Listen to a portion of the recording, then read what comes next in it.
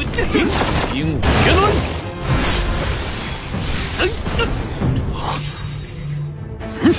冰封镇压，给我灭！什么？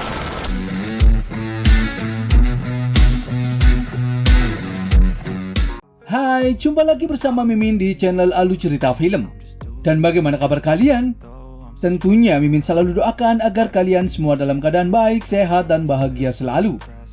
Untuk episode kali ini, Mimin akan merangkum sebuah film dongeng series dari film Martial Master untuk part terbarunya. Bagi teman-teman semua yang belum sempat menonton video sebelumnya, kalian bisa langsung menontonnya. Linknya ada di deskripsi. Dan jangan lupa bagi kalian yang baru mampir untuk mensupport channel ini terus agar Mimin selalu semangat dalam menghibur kalian semua. Oke, tanpa berlama-lama lagi, Mimin akan masuk ke dalam alur cerita Martial Master. Di episode terakhir kemarin, Tuan Sowang kalah dalam pertarungan melawan Qin Chen. Lalu Tuan Sowang menyerah dan meminta Qin Chen untuk memaafkan dirinya. Qin Chen pun memaafkan Tuan Sowang, namun dengan satu syarat, yaitu Tuan Sowang harus bersumpah terlebih dahulu dan sumpah tersebut adalah sumpah jalan langit. Qin Chen menjelaskan kepada Tuan Sowang kalau Tuan Sowang hanya cukup memasukkan esensi darahnya ke dalam jimat darah yang Qin Chen keluarkan sebagai sumpahnya. Tuan Sowang pun hanya bisa pasrah dan menuruti apa kata Lord Qin Chen. Ia tahu kalau sumpah jalan langit itu adalah sumpah yang tidak bisa dilanggar. Ia pun langsung menjalani sumpah tersebut dan menyatukan dengan esensi darahnya. Ia juga tahu kalau sumpah jalan langit Qin Chen adalah sumpah yang legendaris. Dan ia bersumpah atas kehendak jalan langit kalau ia akan bekerja sama dengan Qin Chen dan akan mengakhiri keluhannya. Dan jika ia melanggarnya, ia akan dihukum langit dan bumi. Lalu Qin Chen juga bersumpah atas kehendak langit dan bumi kalau Tuan Sowang akan bersamanya melawan musuh. Dan jika Tuan Sowang melanggarnya, akan disambar 5 guntur dan mati mengenaskan. Sumpah jalan langit pun telah mereka jalani. Dan Tuan Sowang begitu ketakutan dengan sumpah Qin Chen yang mengatakan kalau ia akan disambar petir jika mengingkarinya. Qin Chen menjelaskan kalau sumpah jalan langit adalah sumpah satu orang. Dan Tuan Sowang mengajukan untuk berbagi harta dan itu adalah salah satu sumpahnya. Karena sumpahnya telah dibuat, Tuan Sowang pun meminta Qin Chen untuk memecahkan larangan mutiara cahaya dan akan membagi harta dengannya. Namun Qin Chen meminta untuk jangan terburu-buru karena ada beberapa praktisi yang datang ke tempat tersebut. Dan ia meminta Tuan Sowang untuk menyingkirkan para praktisi tersebut bersama-sama. Tak selang berapa lama, para praktisi dari 7 dinasti pun berdatangan. Dan mereka adalah para ketua dari 7 dinasti utama. Kedatangan mereka ingin membalas dendam kematian anak-anak yang telah dibunuh oleh Lord Qin Chen. Mereka tahu kalau yang di sana adalah Lord Qin Chen dari dinasti Wei. Tapi mereka juga terkejut karena Tuan Sowang bersama Qin Chen. Lalu salah satu tetua dari 7 dinasti yaitu Verdislot atau Raja Wuji sangat marah kepada Qin Chen. Karena ia mengira kalau anaknya yaitu Heng Tianshao telah dibunuh oleh Qin Chen. Ia pun mengeluarkan kekuatannya dan akan menyerang Qin Chen. Lalu Qin Chen berkata kepada Tuan Sowang untuk melindungi Qin Chen dan jangan diam-diam saja. Tuan Sowang pun langsung menangis serangan Raja Heng Wuji. Tuan Sowang mengatakan untuk membicarakan baik-baik dengannya. Ia meminta berdamai dengan Heng Wuji.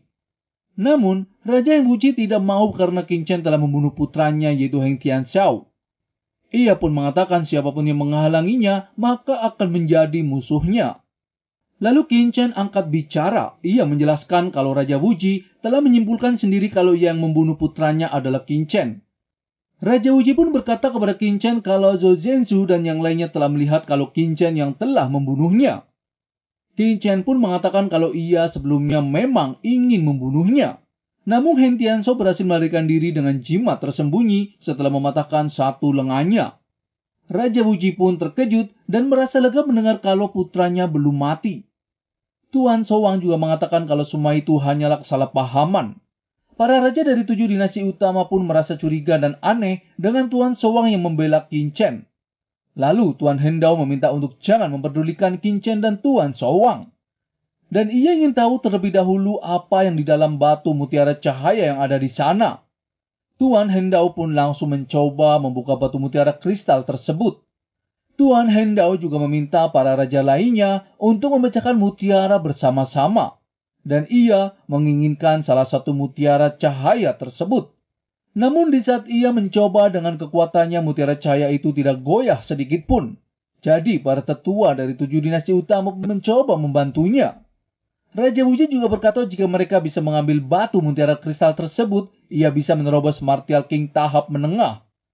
Ia juga mengatakan kalau giok yang ada di sana juga ada aura misterius di sekitarnya. Dan giok itu kemungkinan keterampilan tingkat tinggi.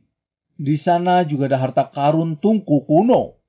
Mereka pun semua terkejut dan ingin memilikinya. Jadi, Raja Wuji menjelaskan kalau semuanya adalah ranah Martial King dari 7 dinasti besar. Dan di sana ada 3 mutiara cahaya. Jadi, ia meminta para tetua untuk memilih masing-masing 1 mutiara cahaya. Dan jika mereka memilih harta karun yang sama, mereka bisa bernegosiasi kembali. Tapi tidak boleh bersaing dengan mutiara cahaya lainnya. Para tetua tahu kalau ide seperti itu sangat bagus. Namun mereka takut tidak ada yang menjamin keselamatannya setelah tersingkir. Raja Heng Wuji pun memberi aturan, jika ada yang melanggarnya, maka akan jadi musuh bersama mereka berenam dan akan dihukum mati. Mereka semua pun menyetujui aturan tersebut dan langsung mencoba membuka larangan segel yang ada di mutiara cahaya itu. Di sana, Qin Chen juga terkejut. Ternyata pola dan nafas yang ada di batu tersebut pernah ia lihat di tempat terlarang kehidupan sebelumnya. Lalu Raja Jingwang mengklaim kalau salah satu kristal iblis adalah miliknya. Tapi Tuan Hendo menghampirinya dan mengatakan kalau ia juga menginginkan kristal iblis tersebut. Jadi mereka pun memilih bertarung untuk merebutkan kristal iblis besar yang ada di sana. Pertarungan pun terjadi. Mereka saling menyerang dengan kekuatannya masing-masing.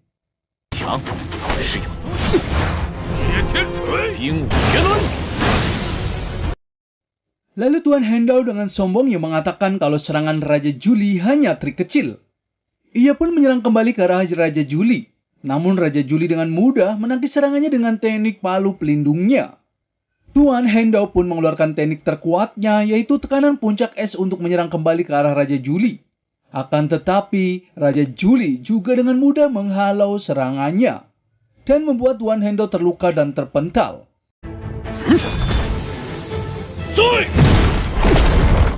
Raja Juli berkata kepadanya kalau Tuan Hendo tidak cukup layak bertarung dengannya. Lalu, ia pun akan membunuh Tuan Hendo yang sok kuat itu. Namun di saat ia akan membunuhnya, Raja Wuji menangkis serangannya. Raja Juli sangat kesal kepada Raja Wuji yang menghalangi dirinya. Lalu Raja Wuji berkata kepadanya kalau semuanya telah sepakat memilih mutiara cahaya secara rahasia dan menjawabnya bersama-sama. Dan apakah Raja Juli ingin menantang mereka semua? Raja Juli pun mengatakan kalau ia hanya menginginkan batu kristal hitam tersebut. Dan jika ada yang berani memilih maka ia akan bermusuhan dengannya. Karena Raja Juli menginginkannya, jadi Raja Wuji pun meminta yang lainnya untuk mengalah. Dan meminta yang lainnya untuk memberikan jawaban bersama. Di saat bersamaan, Lord Qin Chen pun memilih salah satu mutiara cahaya lainnya yang ada di sana. Qin Chen mengatakan kalau ia mengambil salah satu cahaya yang ada di sana dan ia meminta semuanya juga tidak memilih yang Qin Chen pilih. Raja Wuji pun meminta Tuan Shouwang untuk menjelaskannya kenapa Qin Chen berani memilihnya. Lalu Tuan Hendao tidak terima dan mengatakan kalau Qin Chen hanya di ranah Martial King setengah langkah, tapi berani mengambil batu mutiara di sana dan itu sangat konyol sekali. Tuan Shouwang pun angkat bicara kalau ia tidak bisa mengendalikan tindakan Qin Chen. Ia juga meminta semuanya untuk membiarkan Qin Chen mengambil mutiara cahaya tersebut. Ia juga berkata kalau semuanya jangan-jangan takut dengan ranah Martial King setengah langkah seperti Qin Chen. Para raja dari dinasti utama tahu kalau Raja Tangan Darah yaitu Tuan Shouwang ingin memilih mutiara kedua dengan meminta Qin Chen untuk maju. Lalu Raja Wuji pun mengatakan kalau Tuan Shouwang yang mengatakannya, jadi ia meminta semuanya untuk menghargai Tuan Shouwang. Raja Wuji pun memiliki rencana sendiri kalau ia harus mendapatkan kristal iblis untuk menerobos. Namun akan butuh banyak waktu. Ia juga melihat slip giok yang unik tapi ia tidak tahu kegunaan benda tersebut. Ia juga menginginkan tungku kuno yang ada di sana untuk menyempurnakan dengan cepat dan menjadikan kekuatannya akan meningkat pesat dan akan menekan semua orang yang ada di sana. Jadi menurutnya hanya tungku kuno yang paling layak diperebutkan. Ia pun meminta semuanya untuk memilih bersama harta karun yang ada di sana. Di saat mereka memilihnya, Tuan Hendao tidak terima karena Tuan Sowang ingin menguasai dua harta. Tuan Sowang pun membela diri kalau ia tidak memilih dua harta. Tapi Tuan Hendao tahu kalau Qin Chen memilih itu pasti atas perintah Tuan Sowang. Tuan Sowang pun mengatakan kalau Qin Chen tidak ada hubungannya pilihan dengannya. Karena tidak ada hubungan dengan Qin Chen, jadi Tuan Hendao pun menginginkan batu mutiara kristal yang ada pada Qin Chen. Ia meminta Qin Chen untuk pergi dari tempat tersebut. Namun Qin Chen berkata kepadanya kalau ia sudah berkata kalau tidak ada yang boleh memilih setelah Qin Chen pilih. Tuan Hendao pun sangat kesal kepada Qin Chen dan langsung menyerang ke arah Qin Chen. Akan tetapi Qin Chen dengan mudah menangkis serangannya. Qin Chen mengatakan kepada Tuan Hendao kalau Qin Chen itu tidak mudah ditindas. Qin Chen pun langsung mengeluarkan serangga pemakan ki-nya untuk menyerang Tuan Hendao. Para tetua di sana pun terkejut kenapa Qin Chen memiliki banyak serangga. Di sana, Tuan Hendao pun masih bisa menghancurkan serangga-serangga Qin Chen.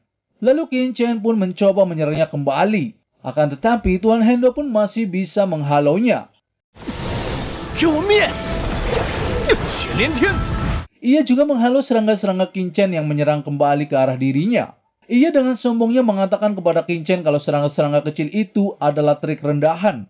Tapi di saat itu juga, serangga-serangga kecil itu bangkit kembali dan langsung menyerang ke arah Tuan Hendao. Tuan Hendao pun sangat terkejut. Serangga-serangga pemakan ki pun langsung menyerang tubuh dan menghisap ki milik Tuan Sowang. Lalu apakah Qin Chen bisa mengalahkan Tuan Hendao? Mimin akan bahas di episode mendatang ya. Terima kasih.